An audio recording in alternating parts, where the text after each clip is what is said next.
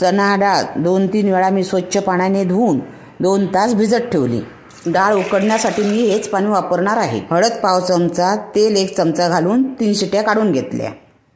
पाव किलो गूळ किसून घेतला. डाळ आणि गूळ आपण चांगल्या प्रतीचा घ्यायचा, तरच आपलं पुरणपोळी टेस्टी होतं.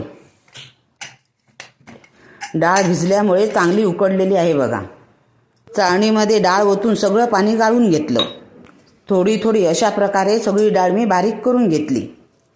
पुरण बनवण्याची ही माझी पद्धत तुम्हाला आवडल्यास नक्की लाईक, शेअर, सबस्क्राईब करा. पुरण बारीक चाळणीने बनवून घ्यायचं आहे. बारीक केलेल्या डाळीमध्ये गूळ घालून घेतला आणि मी 50 ग्रॅम साखर घातली. तुम्ही तुमच्या आवडीनुसार गूळ साखर घालू शकता. मीडियम गॅसवरती असं 5 मिनटं चांगलं परतून घ्यायचं आहे, एकजीव होईपर्यंत. चमचा असा उभा राहिला म्हणजे आपलं पुरण झालेलं आहे असं समजायचं. जायफळ किसून घातल्याने वेलची पूड घातली. पुरण आपलं तयार झालं आहे.